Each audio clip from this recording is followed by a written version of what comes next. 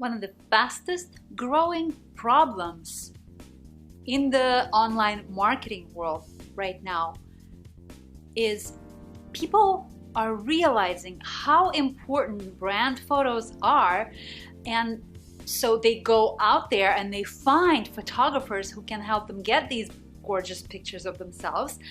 But what they don't realize is that photographers are not responsible for you having a vision for your brand. Let me put it this way. They're not responsible for having a vision for your brand. That is your job.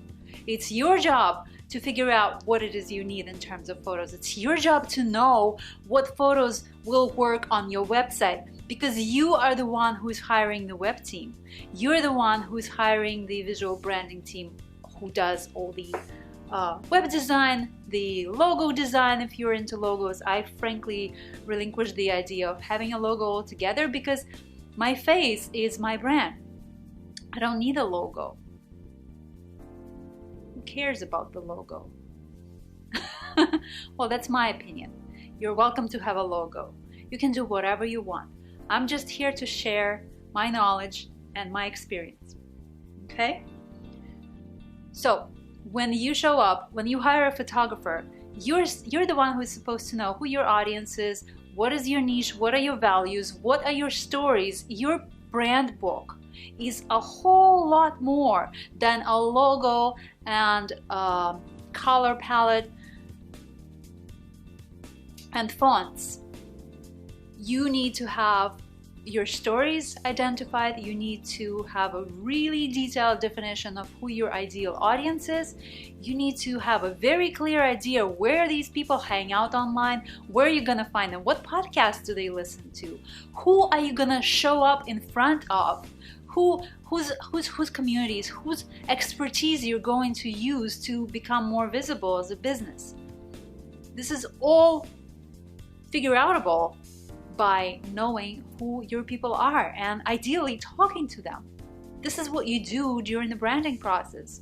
It's now no longer just the colors and the pretty fonts. And once you've created the brand book, you work on creating the mood board. You convert those stories into images. You basically define what is it you need and what is going to give you the biggest bang for the buck, what is going to have the biggest mileage. For example, a few years ago, I was at the conference with my friend Brooke, and she asked me to take some pictures for her event. Now, I'm not an event photographer, but she's a friend. I love her, so I did it for her. And during the event, she had a few speakers there, and we used the lobby of the conference to take some photos. They were very quick. I brought my umbrella on, put the light on, and we took some quick shots, very casual, very goofy, and they are still using photos. In fact, they just launched something new in the brand, in their company, and they are still using those photos.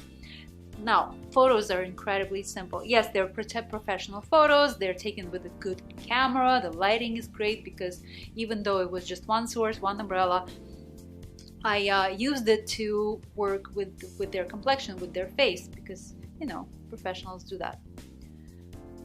And they become a part of their brand.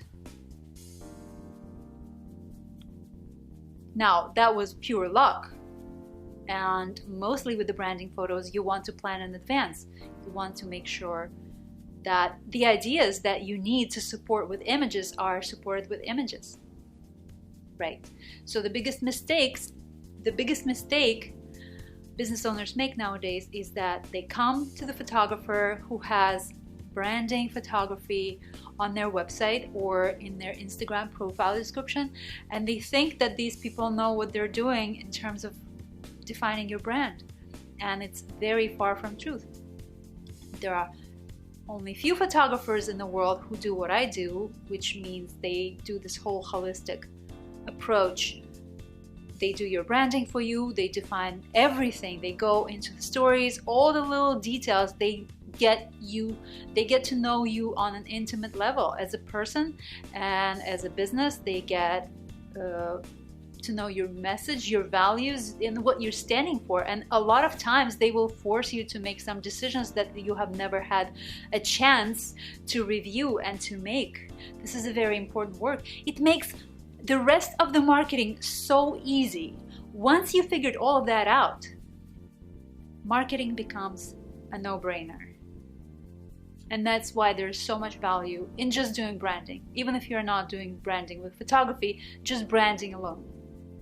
Okay? And when you're a personality-based brand, photos become a crucial element of everything. You need to have a collection of photos that you can pull on at any moment because somebody from some company decided to feature you and you need a photo right now. Or they're running a story on you and they need 8 photos or 16. They want to have choices. Will you give them choices? Or are you going to scramble? Yeah. You want to grow your visibility. You want to have a really good brand kit, including personal photos. Cool. So I hope that solves it. And I hope this problem is going to stop growing like wildfire.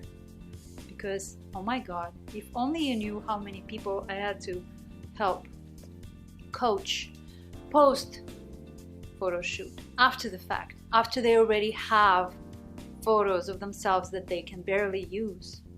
They spend so much money on planning, on hiring professionals, on bringing in the makeup artist, the stylist. They buy a new wardrobe, they rent a location most of the time. It's a lot of money to have a photo shoot. Photographers are not the most expensive aspect of all of that. And then they can use 3 photos after out of the whole collection. They shoot for a day and they get 3 photos. It's ridiculous. It's a waste of money. Don't waste money. Do your branding. Work with people who can help you define your brand, define your stories, and who can help you transform those stories and your brand into photos. The mood board is essential. The mood board is a collection of photos that define what kind of pictures you're going to create, unless you're one of those people who can illustrate really well. I know some artistic photographers, they do sketches every time before they execute the shoot. They sketch a series of images they want to capture that you can see on the image, a sketch of a subject, a prop, whatever is going on there. The whole concept is being drawn by hand. I can't do that. I tried. It's ridiculous. I heard some people suggest me take drawing lessons. Haven't had a chance yet. Right, so there's that. I hope it's helpful. Leave me a comment below if you have any questions or if you have any suggestions on what I can talk about in the next video, and I hope to see you again soon. Bye for now. Yay!